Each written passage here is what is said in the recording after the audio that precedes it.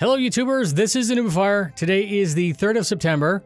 There was an hour-long show, StarCitizen Live. We had Richard Tyrer, who broke down a bunch of topics. Here's what you need to know. Richard said that they'd recently optimized the workflow between Squadron 42 and the PU.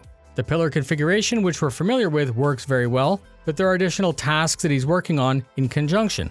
He's pushing for a bit more collaboration between the developer team sets, which were mixed disciplines, with a need to plan how things are going to work in general. Richard said that he sees Squadron 42 more as a big mission within StarCitizen, which does make sense to me. Squadron won't need some core features such as subsumption, the pure economy, and others, as it is an isolated mission using the StarCitizen engine tech. The closer relationship between the teams is hoped to speed up development between the 5 studios. Designed by collaboration versus designed by committee. A sidebar for me is that this idea has now only been identified, as it seems to be like a great idea, but one that you might have thought would have been foundational from the start. Moving on. Physical damage, body dragging, physical components, player, actor, each all have their own task, but they can now be seen as one big task. Actor feature team is part of core. It was focused mainly on Squadron 42 development, but now will focus on game development in general. The intent now is that systems are going to be built as needed to complete the game based on the roadmap.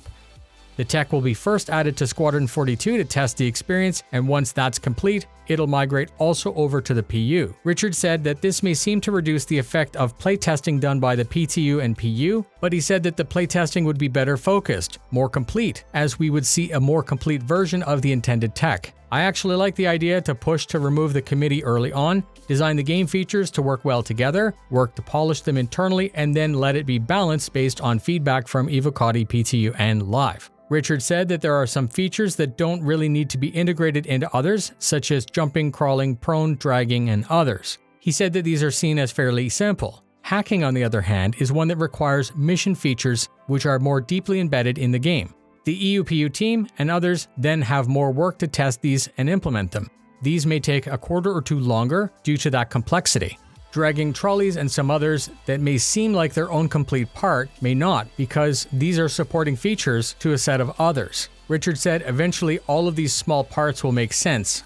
Actor status is the larger part, which incorporates things like food, hydration, hygiene, damage, heat, cold, atmosphere, and has an impact on health, healing, cybernetics, and death. It's been broken up into smaller sets of tiers, but as more come online, as he said, the entire gameplay will seem to improve and make more sense. They migrated over discussions about the new roadmap. Richard said that the development rate won't change very much, but that we might see changes in the roadmap which will make it seem like that. They spoke for about 10 minutes back and forth about basically what we might see. They said we'll see some changes in the near future soon, and of course that's fine.